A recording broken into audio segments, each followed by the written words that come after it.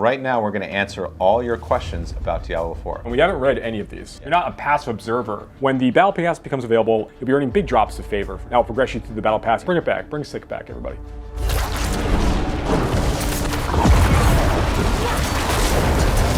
Hey there, I'm Diablo 4's Associate Game Director, Joseph Pipora.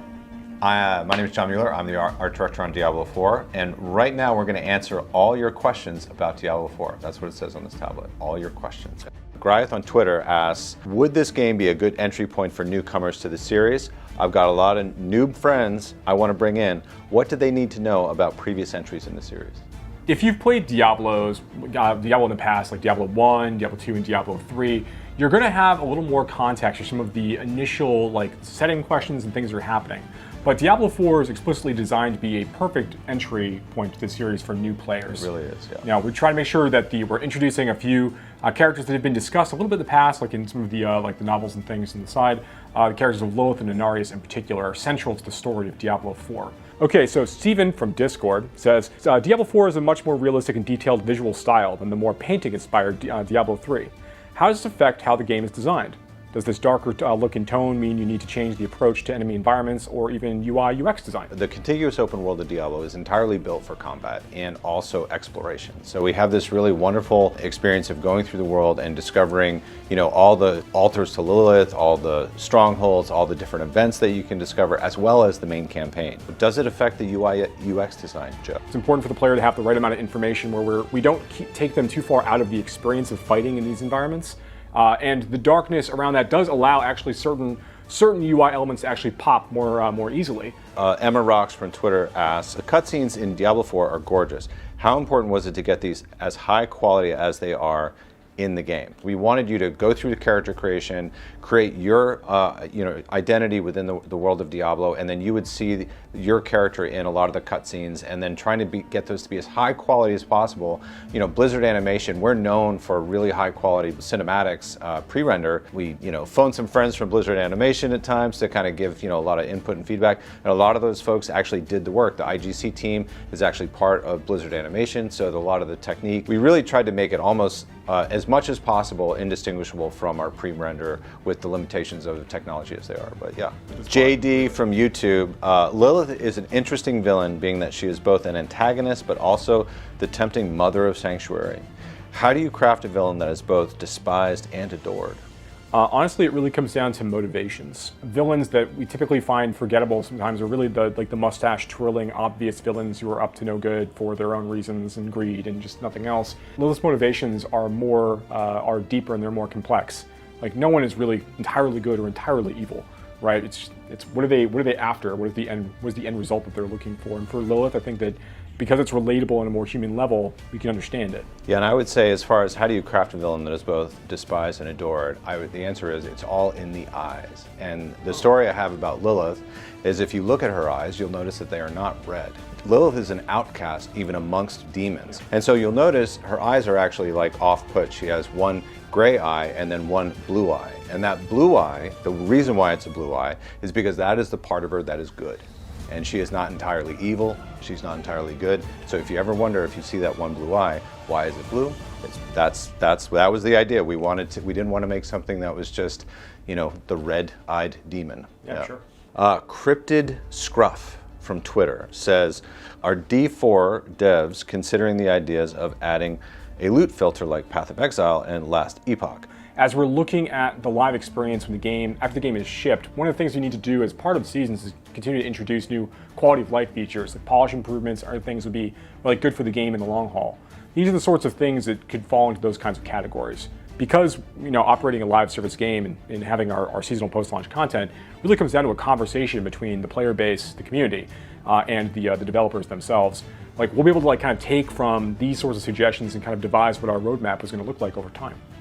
All right. Okay, why don't you ask me this one? I'll ask you this one. All right. Yes, John? Tom the Bomb from YouTube says, what have you learned from the test weekends? Well, Tom the Bomb, let me tell you. So I think that people who had a chance to play the beta weekends probably, or I certainly hopefully understand that these were not marketing events. These were actually to test the game and to stress test the game in particular. We do a lot of testing internally on our own hardware, but there's there's no replacement for just actually having real players connecting through the internet to our servers and trying to log in and make characters. And when these things happen, we collect a lot of data from what players are actually doing, and we get to see where there are like lag spikes or crashes of any kind. And that does a lot to kind of help us narrow in on the things we can like harden and make better for the launch experience itself. So we've learned a ton. It's a wide array of things. Even in this last beta weekend that we just did for the Server Slam, the Ashiva Server Slam, even here, while it was still a fairly good logging experience for everybody, we didn't really have long queues at any point, we still found some things that were affecting players along the way. Some of them were really minor that they'll never notice. Some of them are major that they won't notice that we still found that would have corroded the effect of the launch experience. But we found more of these things even during this last one. So we're really, really gratified by the fact that we got so many players to come participate and help us make the game so much stronger for the launch. Matt from YouTube asks, wow, there's only one Matt on YouTube, it seems. Right? Yeah. If all I care about is looking like a badass, language, which class should I play? Of course, they're all wonderful, right? But I think if you really want to look explicitly like a badass, specifically, I mean, I think that the Barbarian's going to be your go-to. I mean, the Barbarian has some, there's just the jacked nature of the character, and also all the armor is like spikes and leather and straps, and like, you just look, a lot of fur, a lot of horned helmets. You really can't go wrong with the Barbarian there. Jamie D from Twitter asks, adding mounts to the game is an exciting step. Agreed. What was the thought process behind that? I mean, it's such a big open world. Like, I always love this idea of like, riding from the tippy top of Skazglan all the way down to the lower parts of Kyrgyzstan, without any loading screens, and it just feeling like this adventure. And that was my personal, like hope and dream for it, and that's what it feels like in the game. I think one thing I'd call it too here that we don't talk about too much, but when we're thinking about like the world of Sanctuary, we want you to feel kind of isolated as you're wandering through it. It's really, really vast. There's lots of things to do and everything, but we really want the player to feel like almost like a gunslinger, like the lone gunslinger, kind of like coming into town to solve a bunch of problems, then eventually to move on. Emolent 1997 from Reddit asks, in Diablo 3, it felt like the characters from past seasons were a bit underpowered to play once new ones came along. Will D4 give incentive to play old normal mode characters once seasons come along? We really are putting all of our emphasis, or a lot of our emphasis, I should say, on trying to make sure that we've created like the most exciting seasonal content that we can. So a lot of our new gameplay systems, the new seasonal quest line that we'll be adding with every season, all tied into this like really big seasonal theme that we'll have in every quarter where we do a release, is really trying to make sure that it feels fun to go make a new character and kind of like roll through and play again. With every season, we'll be adding new legendary items to the game and new unique items that you can take those characters and go try to farm for. But one thing that's worth calling out is that Diablo is specifically designed around the idea of capped progression. There's only so much power that you can get in Diablo 4. It's not a never-ending, curve where you're constantly finding an even better item and an even better item. There are items get to a certain level of power and then they stop. And it really comes down to like, do you have the right combination of items? You made all the best choices. Is that your best build? Is that your most fun build? Is that the best build? Exactly, or in the most fun build. Have you squeaked every ounce of power out of the things that you've done? All the right rolls and everything that you have, all that kind of stuff. That's really more of the focus that we have. Says DC2 from Twitter asks, thanks for putting couch co-op in the game. Oh, that's nice. You're welcome. Nice. I imagine this makes development significantly harder. Why was it so important to include this in Diablo 4?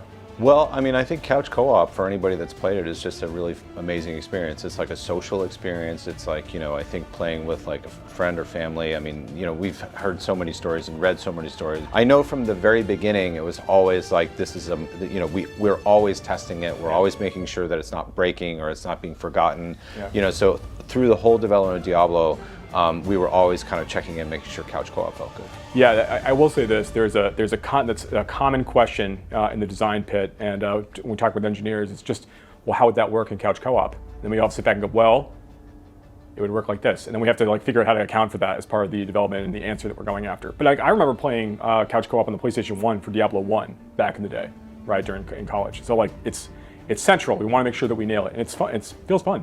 Heistmeister on Reddit says, will skill trees be further expanded with new branches choices for existing abilities in future patches seasons? I'd love skill clusters like the Necromancer's Curse cluster to have one extra oomph. This is really something we're thinking about more as part of like our expansion releases. So, which I know we're not talking about expansions too much today. We'll talk more about those in the future. But for like big additions to the skill tree, that's really where they want to be. Now we will be doing like meta changes and tuning on a regular basis from season to season as we go, and adding more, like again, more legendary items, more unique items for players to collect as they play. We will be adding to these things, but likely through the expansions. Rose from Movies 11 on YouTube says, can we get any info on what the Battle Pass looks like? Will it be challenge-based like Halo or XP-based like normal levels? It's a combination basically of these two things. As the players playing through the game, and the Battle Pass becomes available when seasons go live. When the Battle Pass becomes available, everything the player does, with killing monsters, completing quests, they will be earning favor. And favor is basically this like XP that is fueling your Battle Pass and kind of leveling up through its tiers.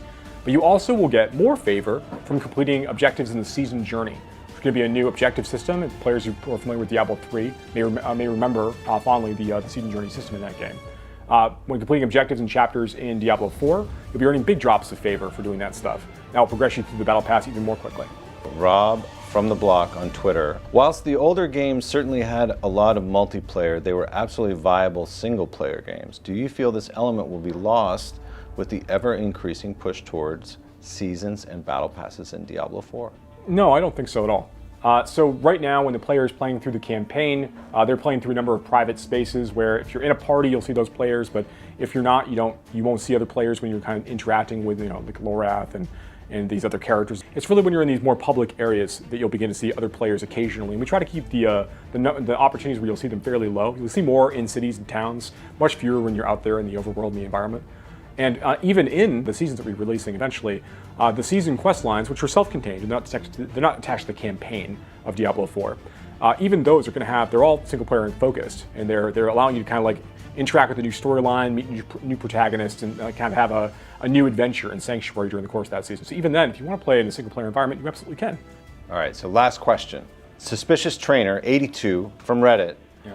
How do I cure the post-server slam blues?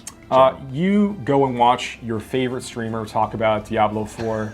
You go find your favorite reporting on Diablo 4. You post on Reddit? You post on Reddit about Diablo 4. Yeah. You form a support network of friends and colleagues at home trying to get over the situation that you're in. The clock is going to move every day, every day. Every minute, Painfully every second, slow. Just even when we start asking this question, time has passed. Time has passed, yeah, just listening to us rattle this off. Yeah. But no, I mean, the game is nearly out. It's nearly in your hands. It's been such an exciting time going through the betas and getting the feedback. We're just thank you. We're really excited about just getting this in your hands so you can play. And it's going to happen sooner than you think.